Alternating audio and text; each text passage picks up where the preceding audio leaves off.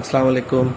अच्छा हाणे हिकिड़ो हे क्वेश्चन आहे मार्कअप जो, ठीकु आहे। मार्कअप जी टर्म रहियल शायदि तव्हां हे लफ़्ज़ ॾिसी करे तव्हां परेशान थियो। इंग्लिश में हीअं लिखिबो आहे मार्कअप।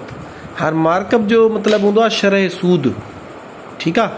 छा शरह सूद माना केतिरा परसेंट तव्हां ते इंट्रस्ट लागू थींदो, शरह या सूद लागू थींदो, ठीकु आहे। तव्हांजा पैसा जमा थियल हूंदा त बैंक तव्हांखे पे कंदी, जेकॾहिं तव्हांजो कर्ज़ु वरितल हूंदो त तव्हां ते उन कर्ज़ जे मथां इंट्रस्ट लागू थींदो। मिसाल वठूं था पिया, गवर्नमेंट तव्हांखे 5 लख रुपया जेको आहे सो कर्ज़ु ॾिनो, ठीकु आहे।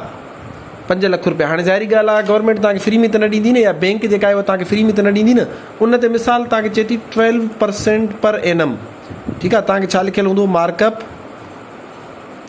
12% पर एनम। हाणे एनम जो मतिलबु हूंदो आहे साल या सालियानो। इन जो मतिलबु आहे 12 रुपया हर 100 रुपए ते, 12% हर 100 ते 12 रुपया पर घणा, साल जा, ठीकु आहे। सो हाणे असां हिन ते जेकॾहिं कढंदासीं त असां परसेंटेज इज इक्वल टू, पहिरियों हे सम्झायो, पोइ हे जेको असांखे एग्ज़ाम्पल वरितो आहे इहो तव्हां पाण पोइ सॉल्व कयो था। Part upon total into 100। हाणे परसेंटेज जॻह ते घणो पाण रखंदासीं, 12। टोटल रक़म घणी आहे, 5 लख, ठीकु आहे। मल्टीप्लाइड बाय 100 हे पार्ट आहे। हाणे असां ॻोल्हियूं था पिया त इन ते केतिरो असां पे कंदासीं, यानी 5 लख त असां वरितोसीं, साल खां पोइ असां उन ते केतिरो पे कंदासीं।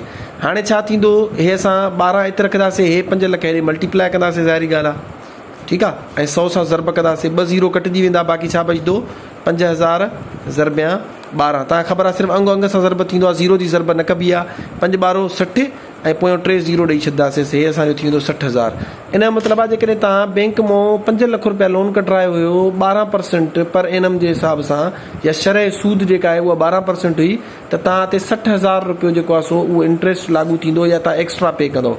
हाणे हिते सवाल जेको आहे सो सवाल खे थोरो सम्झो। कॾहिं कॾहिं छा थींदो आहे, तव्हां चवंदो त जेको आहे सो तव्हांखे स्टेटमेंट आयल हूंदी त तव्हां 5 लख रुपया कर्ज़ु वरितो, 12% पर एनम जे हिसाब सां, साल खां पोइ केतिरो अमाउंट पे कंदव, ठीकु आहे। त हाणे इन में छा हूंदो, ऑप्शन ए में रखंदा ई 60,000 आहिनि। स्टूडेंट कैलकुलेशन करण खां पोइ हिन ते ठका कराए ॾींदा आहिनि, बंदूक चिमके ते बंदूक कढाईंदा आहिनि। हे ग़लति आंसर आहे, छो जो साल खां पोइ तव्हां 60,000 पे न कंदो, बल्कि साल खां पोइ तव्हां 5,60,000 पे कंदो।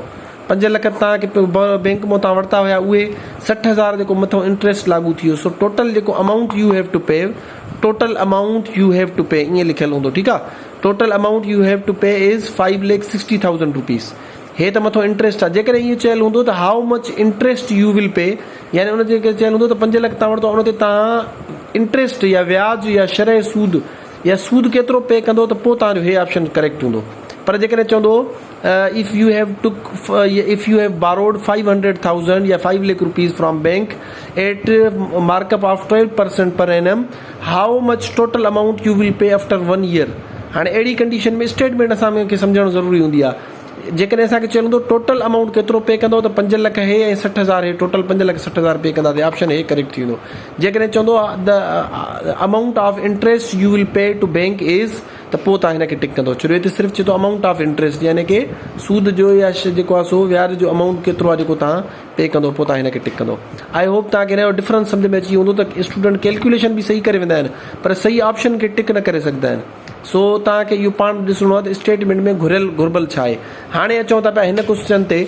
हाणे हिन में ॾिसो साॻियो ई कमु आहे। हिन 5 लख रुपया जेको आहे सो बैंक में जमा कराया आहिनि, ऐं उनजो जेको इंट्रस्ट रेट आहे या शरह सूद आहे या मार्कअप आहे उहो 10% आहे, 10% पर एनम माना सालियाना।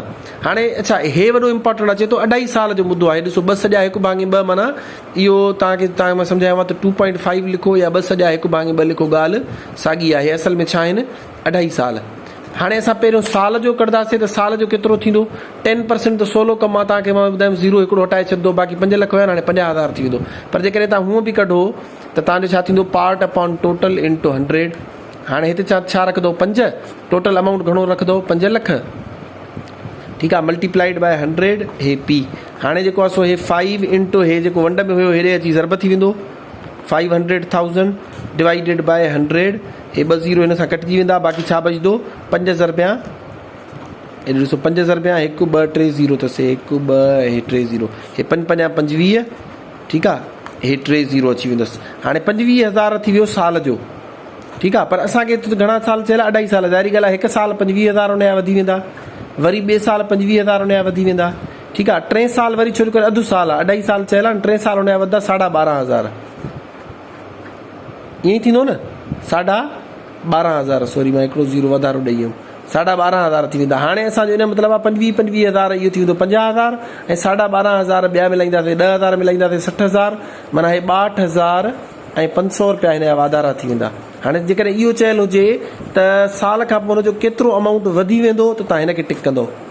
ठीकु आहे, हाणे हिन में डिफरेंस सम्झो। जेकॾहिं चए थो केतिरो अमाउंट वधी वेंदो, 5 लख त ऑलरेडी हुया न बैंक अकाउंट में, यानी कि हुनजा 62,500 रुपया वधी वेंदा।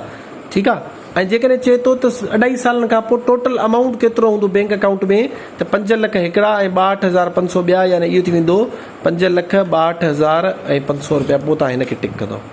ठीकु आहे, हाणे हिते ॾिसो छा थो चए, हिकु वॾी उमिरि जो शहरी 5 लख रुपया रखे थो, हिन मार्कअप मालूम कयो। हा, हिन में सिर्फ़ु चए थो मार्कअप मालूम कयो। हाणे हिन में ॾिसो चए थो त मार्कअप जी परसेंटेज ॾिनल आहे 10%, पर उहो मार्कअप यानी कि जेको सूद हूंदो या व्याज हूंदो या ईअं खणी चओ हुनखे जेको मथां इंट्रस्ट मिलंदो या मुनाफ़ो मिलंदो उहो केतिरो मिलंदो। हाणे असां हिनखे टिक कंदासीं 62,500 खे। सही ऑप्शन असांजो 62,500 हूंदो त 62,500 रुपया जेके आहिनि हुनजा छा थी वेंदा, 2.5 सालनि में वधी वेंदा। हे असांजो हुयो answer. Thank you so much.